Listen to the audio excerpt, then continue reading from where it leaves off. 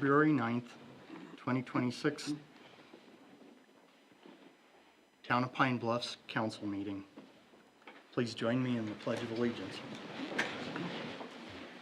I pledge allegiance to the flag of the United States of America and to the republic for which it stands, one nation, under God, indivisible, with liberty and justice for all.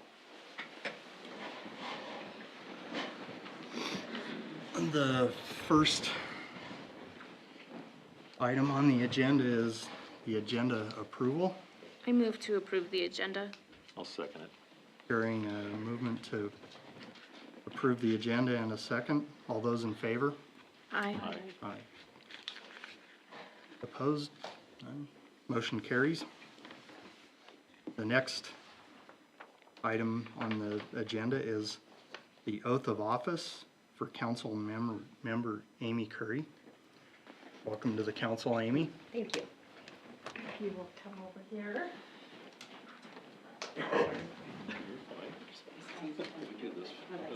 Jill, raise your right hand and repeat after me. I, Amy Curry, do solemnly swear that I will support the Constitution of the United States, the Constitution and laws of the state of Wyoming, and all local ordinances, that I have not knowingly violated any law related to my appointment, or caused it to be done by others, and that I will discharge the duties of my office with fidelity. Good, congratulations.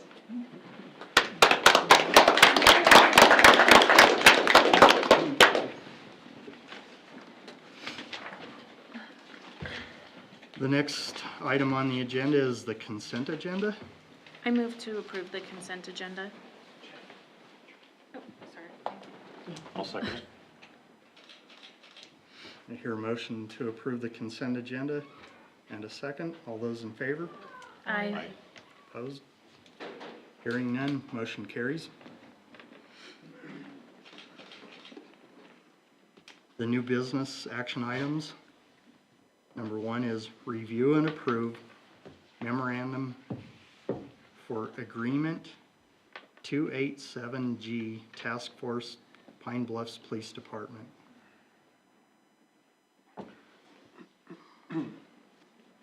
Yes, Alex? Yeah, point of order on this. I have reviewed this and, you know how the feds are about stuff. Yeah.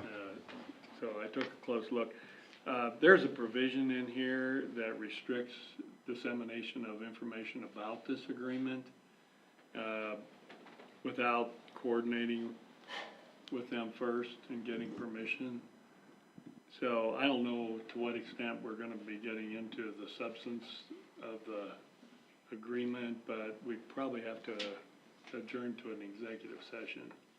So I don't know if you wanna leave that till the end of the meeting or how you would wanna work that, but I would recommend that we do that. And we actually have an exception in the open meeting laws that permits us to do that. Do we want to recess into executive session? I personally would rather table this until we've had more time to, I guess, hear from Austin, kind of the goals. I do feel this was kind of thrust upon us Friday without any preparation. I feel like I've been scrambling to figure out exactly what we're getting into. Alex, I feel like there's probably some questions from the public about this, and I think that Austin could probably shed some light on the agreement. To what degree can we, discuss with public the concerns that there might be, and what we see that agreement, what it actually means for the town?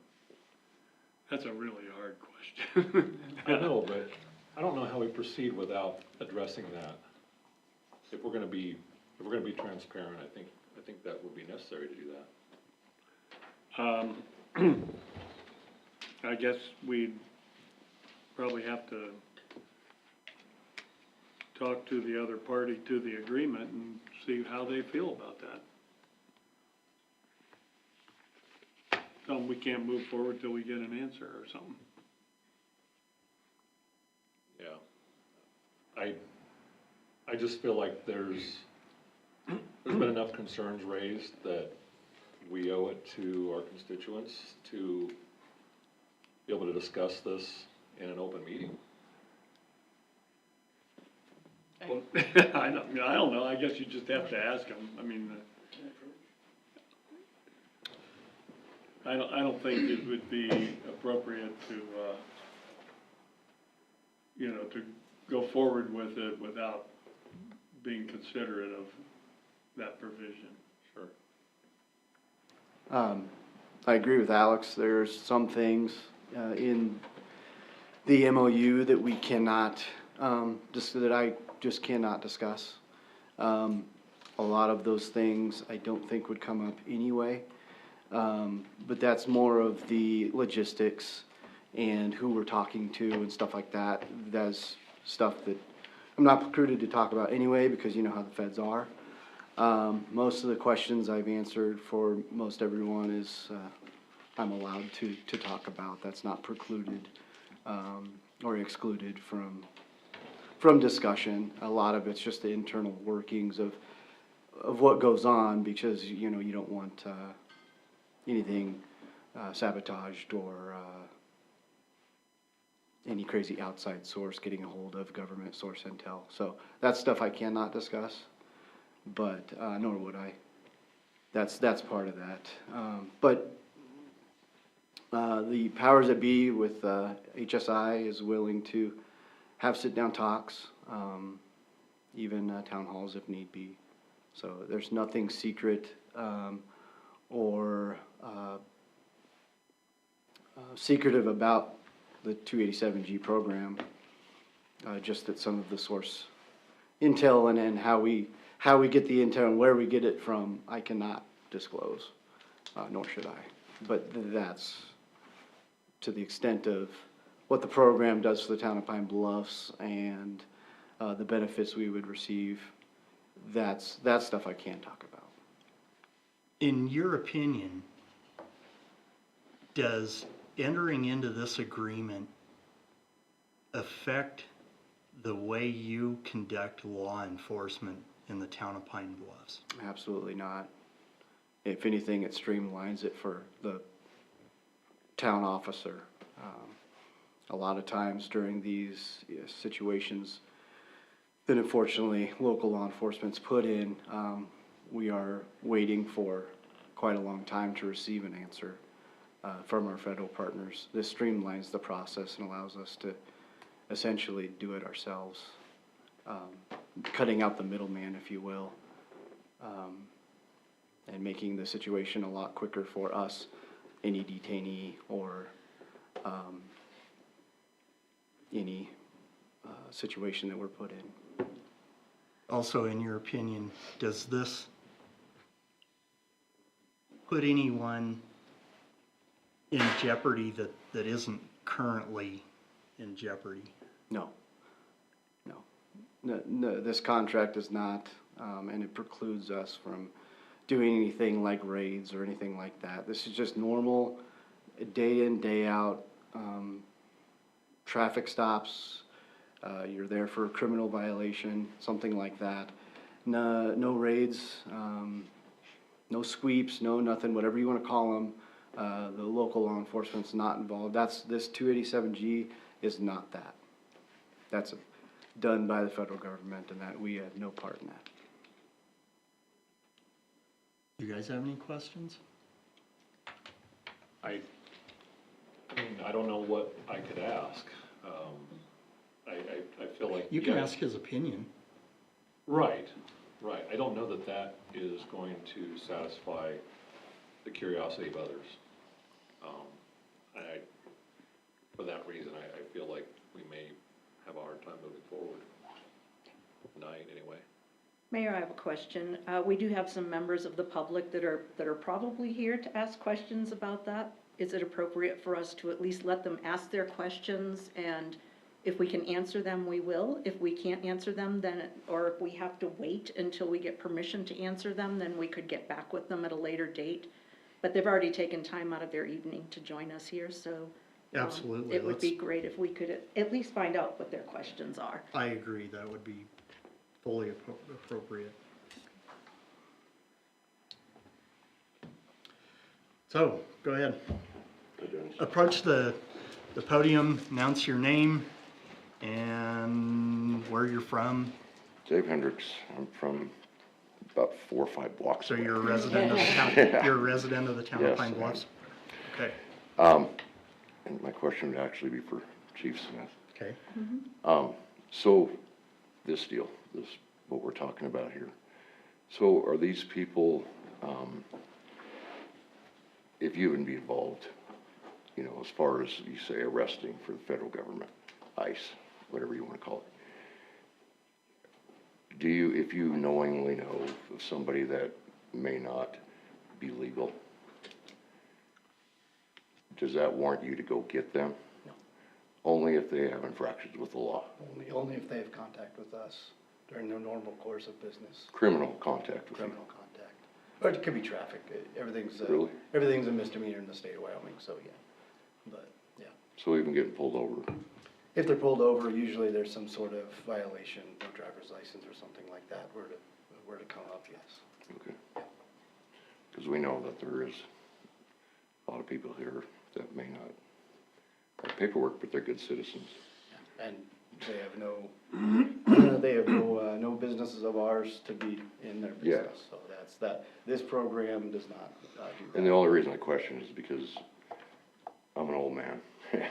In my younger days, a lot of the ranchers around here built their empires. They're where they're at now, off the backs of immigrants.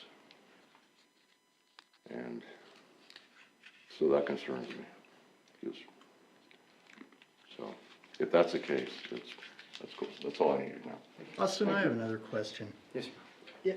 In the event that there are citizens of Pine Bluffs that may or may not be here legally, is there anything that the town can do or that we can do to help them get their status to where in the event they were pulled over for a traffic violation or something, that it wouldn't put them on the radar to be deported by ICE or to? There are, I don't know the ins and outs of all that, cause that's beyond the scope of this program. But I personally, from personal knowledge, I do know there's programs out there. I think they call them U visas and different, programs like that the federal government has in order to, get yourself on that legal pathway. So there are ways to do it. If you have no criminal violation and you've been going about business the correct way, you're just maybe out of scope or haven't reported or whatnot, or maybe forgot to report, there are ways to get you back on that legal, status, just like they've done since 1996. So. I was hoping that you'd have at least some information on that. I contacted an immigration attorney today and asked them if there was pathways that we could help people to get to where they could get a green card, basically get legal enough to where if something did occur that they would be fine. I do know that American pass. citizens can sponsor people as well, whether for work or their own business. So there are different ways like that. I don't know the ins and outs of that, so I apologize. But Well, I'm gonna pursue that personally, and if there's individuals that we know of that we can help, I'd like to get it out there that I'm willing to personally pay some of their legal fees or whatever it takes to help people that are currently here. that even if they don't know for sure, I'd like to be able to put them in contact with an attorney that could possibly help them. Absolutely. So if you hear of anybody or anybody in the audience knows of anyone that needs help, please have them contact me and I'll see if I can do something to help them get themselves out of jeopardy.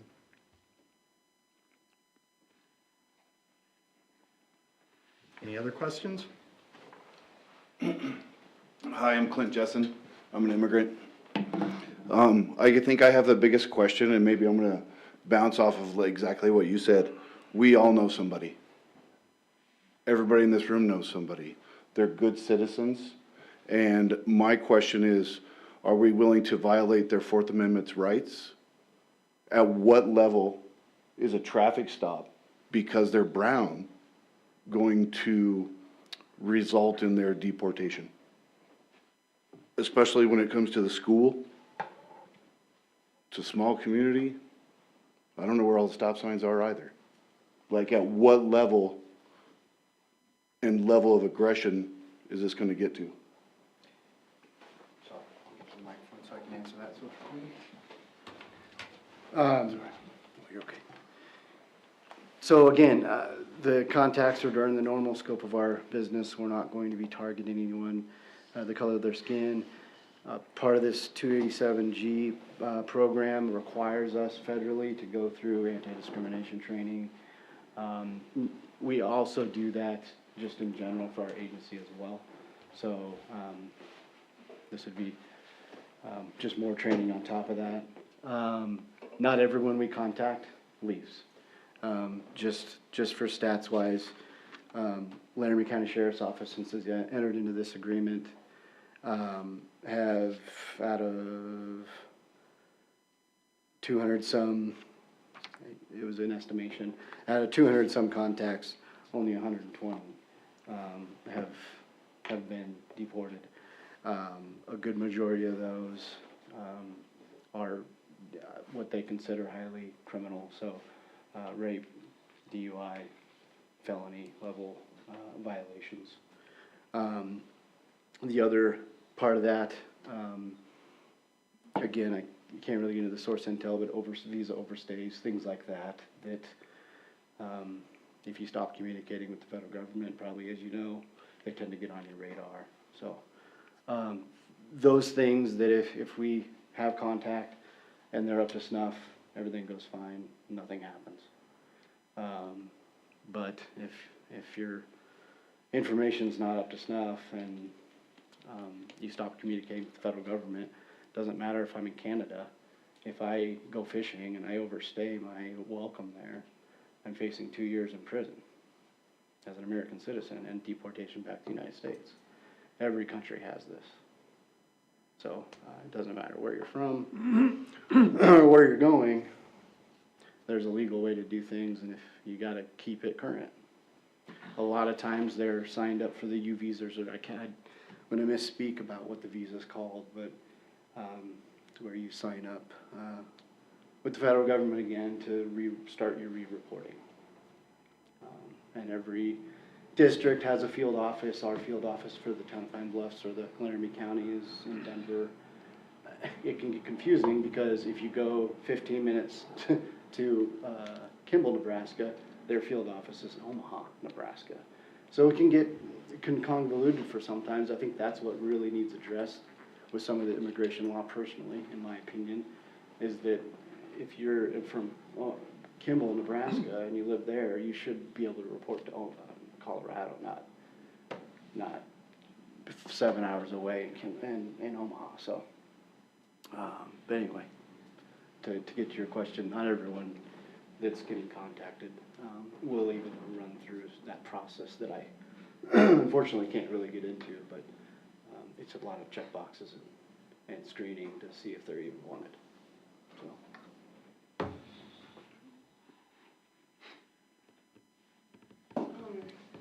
I don't have a question. I have a letter written by a Please student. announce your name. Hi, my name is Ashley Jessen, and Are you a resident of the town of Pine Bluffs? I live outside of Pine Bluffs, but I am a business owner and I own several properties in Pine Bluffs. Okay. So, I guess my kids go to school in Pine, my address says Pine, so, yeah. Okay. So I have a letter written by a student at Pine Bluffs High School that I wanted to share with everyone.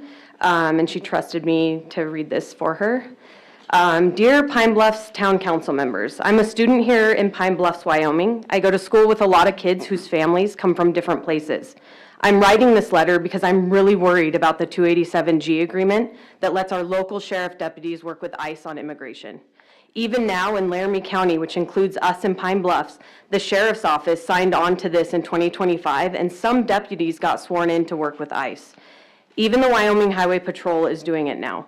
We already have law officers doing that. Why do we need more?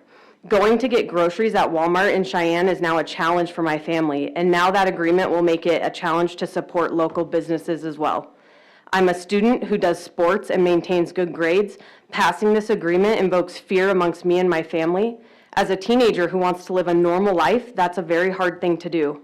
Getting to places such as practices is getting more and more difficult. My parents won't be able to come and support me and my brothers at our games. Who knows, they might be taking a risk coming to my graduation. And as a kid, that's something we should never fear. What if one day I come home from school and my parents are nowhere to be found? They were taken and are at risk of deportation for a minor traffic violation, like stopping at a stop sign for 3 seconds instead of 5, or even an accident that's not their fault. We aren't criminals. We came here with a dream, and that is to have a better future for our family. We pay taxes, haven't had a record of any kind, and don't misinterpret this as we're asking for something, but just for you to realize what we do. I'm someone that wants to go to college, but even that thought is hard. I can't take out student loans. I don't have the same access to scholarships, which means that it would have to come out of pocket, and we're talking about $30,000. A big misconception that people have is that immigrants have access to health insurance. Let me clarify something. No, we do not. We're prohibited from getting sick because everything comes out of pocket. Having kids, paying out of pocket. Can't buy a house or cars because we don't have those 9 numbers. I want to make Pine Bluff safe, but this, I believe, is not the way to do it. This fear is spreading everywhere, and it's scarier for families who just want to live peacefully. We live in a small town where we look out for each other. We love living here. We're the kind of people who don't hesitate when someone needs help. I really think the town council should think about passing a resolution saying you're against this 287G program in Pine Bluffs. We could support keeping trust strong and making sure everyone feels safe. Thank you so much for listening to my letter. And then I also have something that I would like to say or share. So thank you for giving me the opportunity to speak tonight. I'm speaking as not just a concerned resident, but as a business owner and employer in Pine Bluffs, a parent of children who attend Pine Bluffs High School, and someone who does my best to give back to this community in whatever way I can. I'm here to urge you to oppose any cooperation between the Pine Bluffs Police Department and ICE through the 287G program. I believe many of you are people of faith, and I want to speak to the values that faith calls you to uphold. There is nothing Christ-like about what ICE is doing in our communities. There is nothing holy about terrorizing families, kidnapping children, and ripping parents away from their sons and daughters. Fear and cruelty are not Christian values. Compassion, mercy, dignity, and love of neighbor are. Pine Bluffs is a small, close-knit town with very little serious crime. That is something to be proud of. We do not have a crime problem that justifies turning our local police into immigration enforcement officers. What we do have is a community built on trust between neighbors, and trust between residents and law enforcement. Programs like 287G destroy that trust. It's also important to be honest about the facts. Overstaying a visa is a civil offense, not a criminal one. People who have overstayed visas are not criminals, yet programs like 287G treat them as such. In practice, this leads to racial profiling, people being stopped, questioned, and detained not because of criminal behavior, but because of how they look, how they speak, or where someone assumes they are from. This raises serious concerns about constitutional rights. The Fourth Amendment protects people from unreasonable searches and seizures. When local police are encouraged to act as immigration agents, those protections are weakened, and entire communities are subjected to suspicion rather than service. Every member of our community deserves to feel safe without exception. Children deserve to attend school without fear that their parents may not be there when they return home. As a parent, that fear is unacceptable to me. Parents deserve to trust that calling the police for help will not put their family at risk. When local law enforcement partners with ICE, people stop recording crimes, victims go silent, and our community becomes less safe, not more. If the concern is criminals, then we need to be honest about that reality. That is not who ICE is primarily targeting. Immigration enforcement is a federal responsibility. Policing trucks belongs with Highway Patrol. The Pine Bluffs Police Department should be focused on serving and protecting the people who live here. Pine Bluffs should be a place where law enforcement officers are seen as protectors, not threats. A place where families feel secure, a place where our shared values and our constitutional principles are reflected, not just in words, but in actions. I urge you to reject participation in the 287G program and to stand for safety, dignity, and humanity for everyone who calls Pine Bluffs home. And I want to be clear, I will continue to be a voice for the voiceless and will use my privilege to speak loudly and consistently against injustice. Thank you for your time.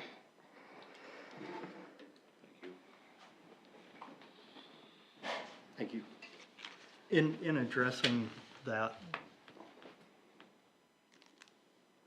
she asserted that it's turning the Pine Bluffs Police Department into ICE agents. Is that what this does? I want to make that really, really clear. This 287G program, was formed in 1996, revamped in 2002 after 9/11. This does not make us ICE agents. This gives us the tools during the regular course of business instead of contacting an ICE agent, which we would normally do anyway per federal law. We're not a sanctuary state. We're not a sanctuary town. You see that in sanctuary cities and sanctuary towns. The federal government doesn't fight them about it. We're not one.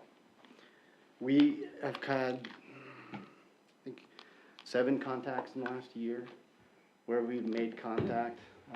Officer Miller can attest, we had 8 people in a big excursion on their way to Las Vegas, contacted ICE. One was wanted in his home country in South America for rape, and they didn't do anything. They just said let him go, which is fine. It is what it is. Not everyone leaves, not everyone goes, even for something as bad as that.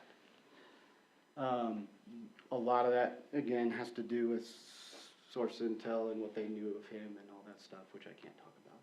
But, we've had contacts for the town of Pine Bluffs, again, 7 of them within the last year, where 3 of them, one was a DUI, one was fought with Officer Miller and went to jail for obstruction, and I can't remember what the 3rd one is. So we've had contacts where they have fell under the ICE preview, and we've had some contacts where they were released, if you will.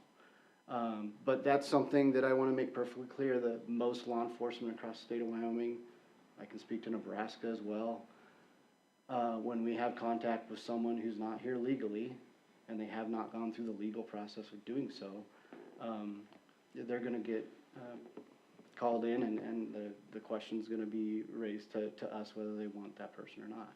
The only difference this program allows us to do is to have that federal platform with our computers, be able to look that up. Again, I can't talk to how that works because that's revealing source intel that we can't talk about, but there's a process, the way we go about that, and to see whether or not they're even wanted or not to be deported. I agree with the mayor. I urge anyone that if they are worried about their immigration status to report and ask to get that paperwork going. There are ways to stay here legally. Not everyone's leaving, no matter what's being portrayed in the media. That's not happening, and I've seen it with my own 2 eyes. Like I said, we've had multiple contacts where we have been told either, yep, they're good to go, or no, they're not. And those contacts usually was because we were taking them to jail anyway for state of Wyoming violations. The one you read, not your statement, but the student statement, We're not going into schools.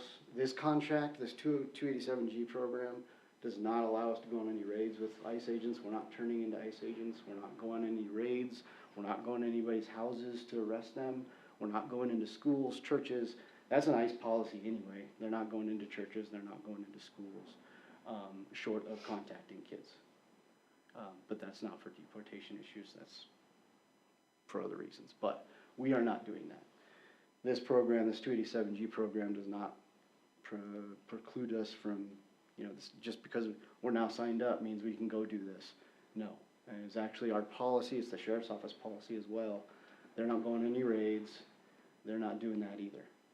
So we're not suiting up and getting in line with them and busting down a door. They have their own specialized teams for that exact reason. I think the only person they've had 12 events where they stood on perimeter security. Arresting one was a wanted cop killer from Mexico that lived in Cheyenne, Wyoming. So there's some bad dudes they're going after as well. I think everyone agrees that it's not a perfect system, and immigration never is, and it never will be. Since 1996, doesn't matter who's been president, it could be done a better way. And I think that's what we need to get to, is finding some little bit of better way to streamline the process now that we're in a more digital age. Because I think that has not cut up with where we're at today in America. But, again, that's just my opinion, so. That's one quick question. Sure. Everybody still knows who I am, right? So, if we do this program, you're obligated. You pull somebody over, and they don't have the proper documentation. They've lived here for decades. Upstanding citizen. They haven't hurt anybody. You're obligated by the federal government now to report this. And the whole thing about, they're good people and all this stuff, they get passed. We both know that's not always true. No. And all of us, I think somebody mentioned before, know somebody like that. Even if we don't realize it, we know somebody. Right. And that's what she was talking about when the parents disappear. They can get pulled over randomly. And because now we're working with the federal government, you're obligated to report it. Well, and they could be transferred even if it's only for a couple weeks. And you've got kids here. That's what streamlines, because it wouldn't be a couple weeks. If they're transported to Laramie County Detention, ICE is going to deport them. If it gets to that point, they've checked enough boxes to where they're gonna go. But I guess what I'm asking, it's an obligation. At that point, once we do this agreement with the federal government, you have an obligation. We're always. Pull somebody over and they don't have the proper documentation, you have to follow all the steps to. Sure. Yeah. By federal, not necessarily That's statute, all I but yeah, no, thank you. We're always gonna partner with our federal partners, whether it be the FBI or HSI, which is under the purview of ICE. Mayberry's been different. So, yeah, no, of course, there's been plenty of scenarios at 2 a.m. that we have, not called something in because, are we gonna call someone at 2 a.m. to wake them up out of bed and ask these questions? The answer is no. I've done it before. So not every time. But this 287G program does streamline the process and gives us the purview to be able to look some of that up and instead of making some of those phone calls that then takes the time of other resources that could be used in other ways. So Chief, you had said, I think you said it a couple times now, but essentially, if you have an interaction, say a traffic stop with somebody who has issues with their immigration paperwork, whether we sign an MOA or not, ultimately the same thing is gonna happen. Your response is still the same. Yes. So That's. it may take a little longer, but Right. the response is no different. Right. Thank you.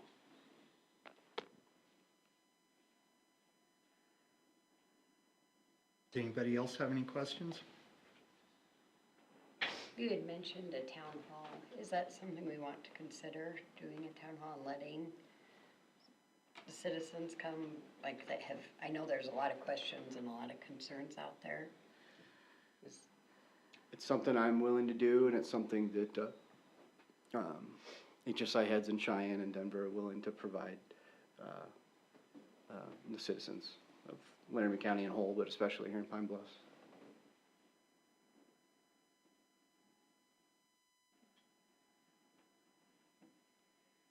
I would be very much for that before any decision is made.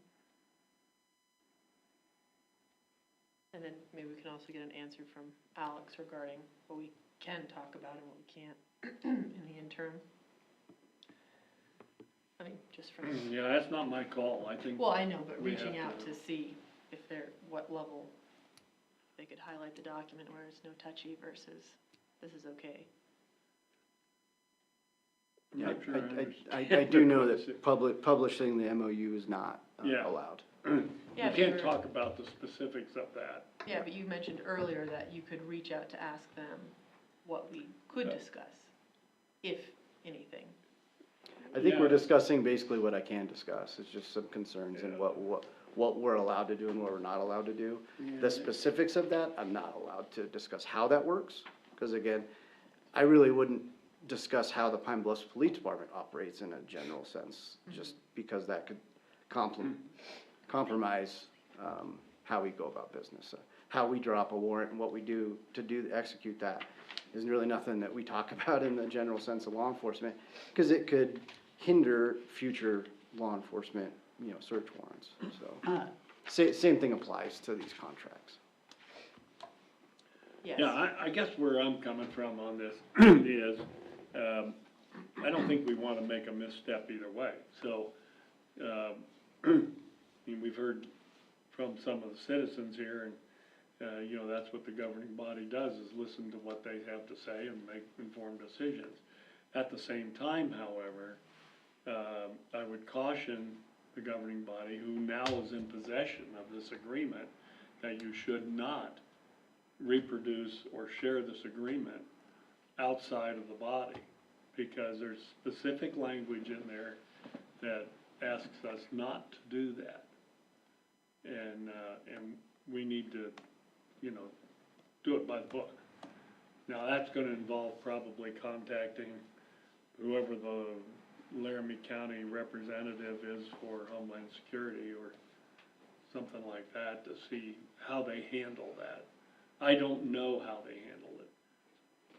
I haven't talked to them. And I don't know if you've put that question to anybody or not. I mean, Of I whether- think you've done a good job of kinda skirting the nuts and bolts of it. Sure. I just don't wanna see anybody, get on the chopping block because we aren't careful. It's better to be cautious, figure it out ahead of time, and then deal with it, than it would be to just guess at it, because I don't know, not without asking. And I guess that's what I was Yeah. asking, if we And could get some more parameters. Of, how to of whether or discuss not we this can with the public. disseminate the MOU, or, I guess, of whether or not we can disseminate the MOU, or. Well, that and, how much detail, from it should be generally available to the public. So, Yes, that's what I was trying to get at. yeah, I would, just take the position at this point that consider this stuff confidential for now. Do you know when the county entered into the agreement?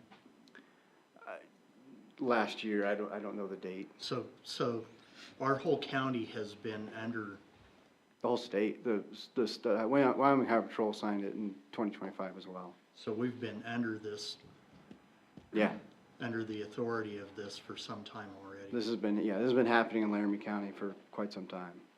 And like I said, there's a few stats that Laramie County allowed me to share. But again, without getting into the whole nuts and bolts of that, they wanted to highlight that there have been some bad dudes in Laramie County that have been arrested. So again, the only thing that this does for local law enforcement is it gives us the purview of being able to, during the course of our contacts with them, allows them to look up to see what they're wanted for in general anyway. This is not only a safety issue. If I wasn't there with Matt, and it was just Matt and the 6 people we had about a year ago, and that one of them knew that they're wanted, it could have turned bad had more of us not showed up. So it's a safety thing as well. The sooner we know information like that, the better. And we shouldn't be waiting on the phone as a law enforcement officer. We shouldn't have to wait on the phone for the federal government to get back and go, oh yeah, that guy has this or that on his record. Well, be careful, but we don't want him. Or, yeah, we do want him, and please put him in handcuffs. This doesn't mean I'm looking up and typing warrants and typing deportation orders. We're not allowed to do that. So some of the reporting out there, no, this doesn't make us ICE agents. This gives us the purview to look at ICE's system. That's it. It does not give us the purview to write detaining orders, deport anyone, anything like that. We're not going to be stopping people on the street and asking for their documentation or looking them up. That's not allowed. That's not allowed in Laramie County's policy. That's not allowed in my policy if passed. That's not allowed in Wyoming Highway Patrol's policy. So there are levels to this that that has been tried and true already for the last year since it's been happening in Laramie County. So, In your opinion, do you think that by entering into the agreement, it makes us more or less likely to have ICE coming into town and scrutinizing what we're doing? less likely. If we're able to, have those contacts and fill out paperwork and stuff like that, they're, less likely to be going out in the public purview and beating down doors, if you will. And I would say a lot of the contacts they've had, actually occurred in the jail during a lawful arrest. They've done some commercial motor vehicle traffic, but again, just in my opinion, if you're driving a very heavyweight commercial motor vehicle, you should have all your documentation in a row to include valid CDL in general. And so a lot of those, they've actually have 25 CMV arrests where the documentation was fake and not legal. So I think that's important to get some of those people off our roads throughout the United States, not just Wyoming. So. Go ahead. Sorry, just one point of reference and then one quick question. Sure. Most of the MOU is on the ICE website. Yes. So like it's not secretive. Maybe the specific details of this particular agreement are, but the majority of it's on public on the website. And then that was just my point. Yeah. The question I have is there financial incentives for the town or for you personally for a number of captures?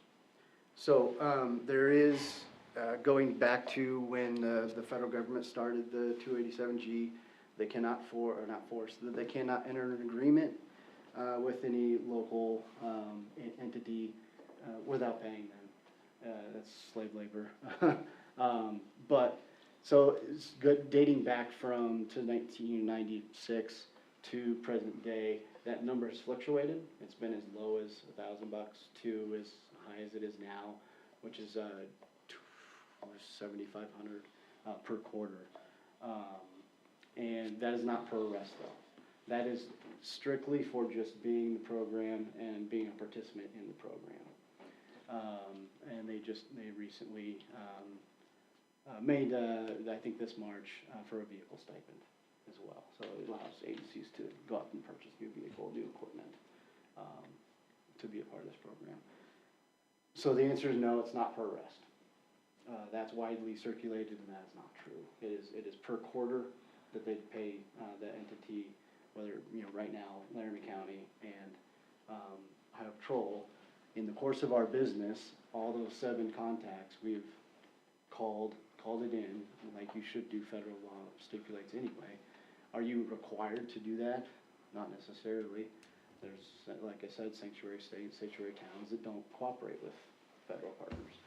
We will, but when we make that call and we give it to the sheriff's office or Highway Patrol, that process is gonna go, the wheel is gonna turn no matter what anyway. So we might as well benefit financially from it, especially in a time where, everyone's worried about taxes and 6 penny money and stuff like that. We have to think about ways we can apply for grants, and this is nothing but that. It's just a grant. It's a grant from the federal government to assist them in their paperwork. Because this doesn't allow me to sign orders or do anything, this just allows me to be able to facilitate a 1 hour, 2 hour, 5 hour process like we've had once before, especially if we have multiple detainees, down to a 15-minute, 20-minute process. And streamline it for us, it's streamline it for a detainee. We could be wasting a lot of time if they say, yeah, just release. Now we've wasted hours of their time and a day when we could make this a lot quicker. And that's really all it does. That's all this program does, is allow us to go through those procedures in a smooth manner than having to jump phone call to phone call to phone call and have to get to point 1 anyway. The second half of that is it does allow us to facilitate transportation from wherever we're at to the Laramie County Jail, where they have beds for that purpose. So that we're not signing warrants and booking them in for that. We hand it off to the ICE, the Laramie County ICE agent that's stationed there anyway, and we leave. So again, we're not doing any of that paperwork, we're not signing any of that. And again, we're already cooperating with our federal partners anyway, whether it be whatever federal agency you can think of. So that wheel's gonna turn no matter what in this county anyway. Yes, there is a financial benefit, but it's not per arrest. We're not, if you go get that guy, you get $1,000. I don't benefit from the police department or the, per officer, no. There is a per officer quarter that have signed up, but that's not per arrest. So it's just per officer that's signed up to participate in the program. There's that $7,500 per quarter, and that's to facilitate internet or whatever we use, equipment that we might need to upgrade, things like that. So, Thank you. yes. So Chief Smith, just to be clear, does the compensation change any whether you make 1 arrest or 1,000? No. No. So there is no numbers-based compensation involved in this? No. Okay. Go ahead.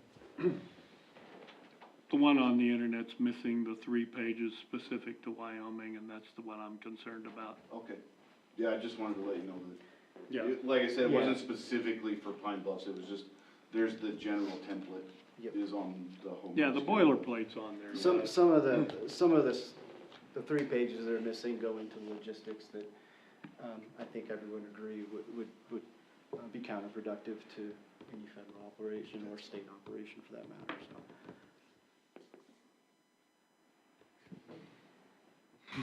I think I've exhausted all of my questions. Anybody else?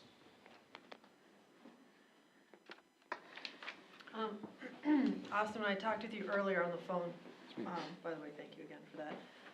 I'd asked if we didn't enter into this agreement, if there'd be any repercussions. And you just kind of suggested that if we didn't enter in, ICE would probably be more present? So maybe just clarify? No, I mean, yeah, thank you for that. Yeah, no, I it's probably fine. should re-clarify that. No, absolutely not. If we didn't participate, it's gonna be business as usual in the town of Pine Bluffs. If we do participate, again, it's gonna be business as usual for the town of Pine Bluffs. Nothing's really gonna change about how we're gonna go about business. There's a lot of policies and procedures in place that prevent discrimination or making a traffic stop based off the color of someone's skin, which is illegal in the state and policy of the town of Pine Bluffs that exists present day right now anyway. So if that ever happens, that person not only will probably be written up but fired for discrimination. So that, you know, that's a big no-no just in general context of law enforcement. So there's anti-discrimination that we have to go through the state of Wyoming every year and show that we have gone through those programs. Nebraska, where I previously came from, takes it a step further. And they make you participate in their own state, you know, ran class. So, yeah, to answer your question, absolutely not. There's no repercussion. You know, HSI and ICE doesn't care if we sign up for this. This benefits the police department and the town of Pine Bluffs in a financial way, yes. But at the same time, this also streamlines my guys' involvement in those processes. Where before we have to call, it's gone a little quicker the last year since Laramie County's been involved, because they can show up on scene a lot quicker than an ICE agent out of Denver or Cheyenne can. So that process has gotten a lot quicker, but this streamlines our involvement of how we would get involved, or, you know, the level of which we would get involved really doesn't change, except for having access to some of those forms and whatnot that we would go through. And it, you know, like I said, that long process then turns into a very short process because you're cutting through the middleman. And to be clear, no, just because we don't sign up and we're not a part of this doesn't mean we're going to see more ICE or Laramie County Sheriff's Office or Highway Patrol in town for ICE deportations. Again, Laramie County Sheriff's Office and Highway Patrol aren't going to be looking for any detainee. That's the job of ICE. That's what they are going to do.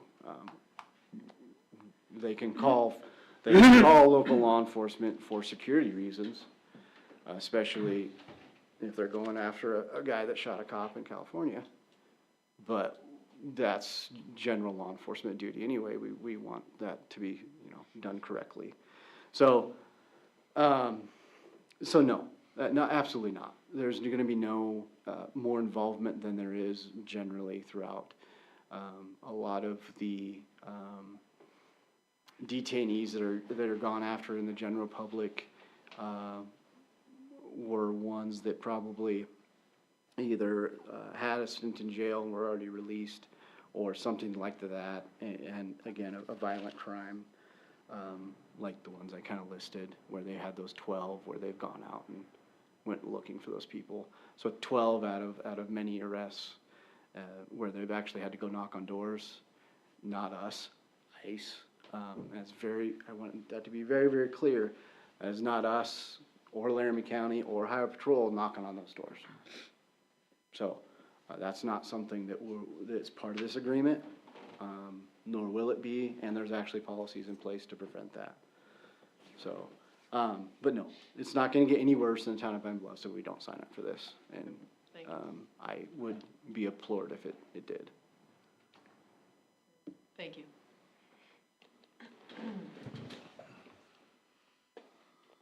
So, Chief, if you continue to do business as usual, I mean, every time you make a stop that involves a case like this, it is costing the town some resources. If we don't enter into the MOA, then that comes out of the town's funds. Yes. If we enter into the MOA, at least we get some kind of stipend back from ICE to help defray some of those costs that we incur in that stop. And that's why they, like I said, the numbers changed over the years, since the nineties up to now.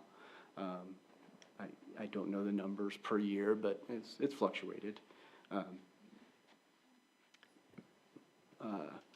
The vehicle stipend is new, I've never seen that. And I've been a part of some of these conversations before in Nebraska.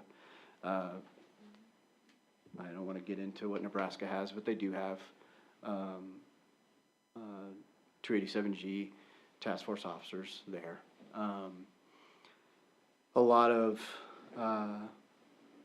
that is, you know, just to supplement the town's drive time and stuff like that they normally can't, you know, you can't look forward into a budget and see, cause you just never know who you're gonna contact and how many times you're gonna go. I mean, it's not an every time thing, so to forecast that, they built in this, vehicle stipend that's already helps Laramie County, probably the highway patrol as well, cause, vehicles aren't cheap in law enforcement, so. Thank you. But yeah, we're doing these not interviews, but these calls in general, and on-scene waiting, and it's time. I wouldn't say it's just money, but it's time out of our day where we could be focusing on other things. To piggyback on that, are there any case studies, recently, last year or so, that, look at time and money saved, since that seems to be the main goal here? I don't know the answer to that. I'd hate to guess. Yeah.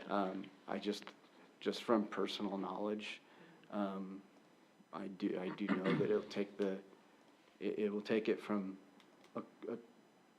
up to an hour or longer process, especially when you have to involve interpreters.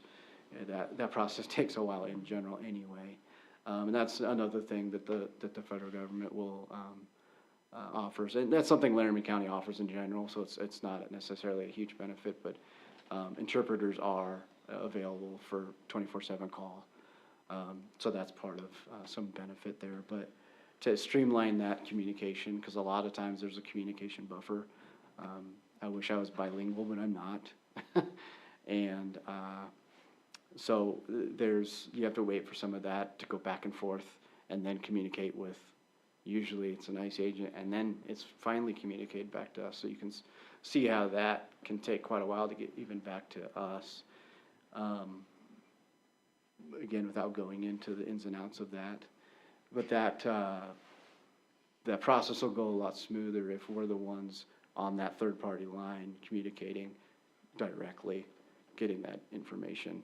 So we're all on the same page, and we're not having to wait for that phone call to come back around. So it'll take that from, like I said, 45 hour or longer, depending on, the situation that it calls for, to 15, 20 minutes. It's still a long process, but it could be, that's quick compared to, your normal traffic stop takes about 5 to 10 minutes, so it's really not that much longer compared to where we're at. Well, if you stumble across any communities roughly our size who have had. I will look, even if signed this they're, agreement. the size of, Cheyenne, I still would like to know that answer as well, now that you bring it up, because just from personal knowledge of how it works, I know it'll streamline it, given the street officer access to those federal platforms, and cut out, the middleman, if you I'm will. more looking at the money side of it, though. What's that? The money side of it. I Of don't whether doubt it you saves that time? Yeah, time is money a lot of times. Sure. Stuff. But how much money is actually saved or spent? Is it in the green? Is it in negative? They come out neutral based on their entrance into this. For communities our size, I know it's hard to look Right. at Cheyenne. I will look at that. I would say that this, what we would gain would far exceed what we'd use for our town of our size. Like I said, we've had 7 of these contacts in the last year alone. That's not a lot. Laramie County's had a lot more.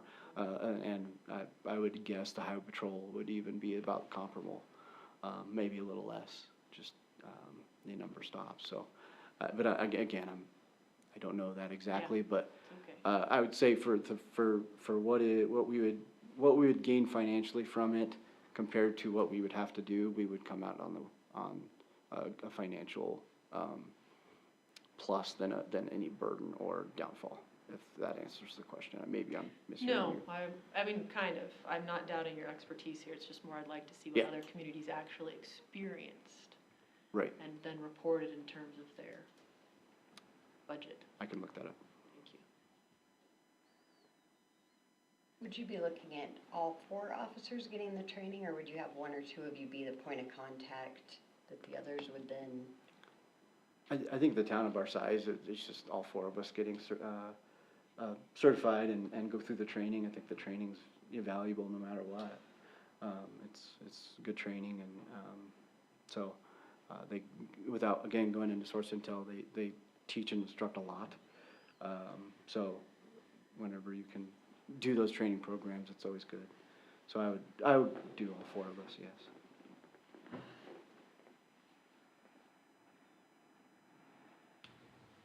Anybody else?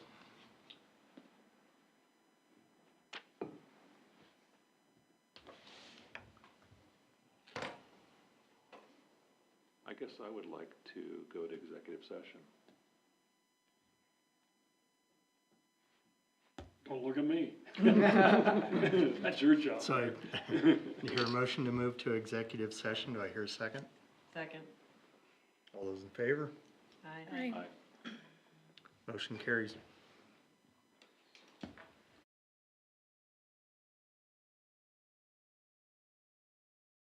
Item under new business, which is our zoning ordinance, reading number 2. Before we go into executive session, that will require that you all make a decision and a vote. After the executive session, you most likely won't need to enter into a vote that would interest the public at that point. It seems like we're gonna be tabling this decision to a future meeting, if I'm interpreting that correctly. I think that'd probably be wise, Kim, so we can go on to ordinance 2026-01, the second reading. An ordinance amending the Town of Pine Bluffs, Wyoming Code of Ordinances, Chapter 20, entitled Zoning, and providing an effective date. I'll move to approve ordinance 2026-01. I'll second it. All those in favor? Aye. Opposed? Hearing none, motion carries. So I suppose we can go ahead and proceed into executive session. Yeah,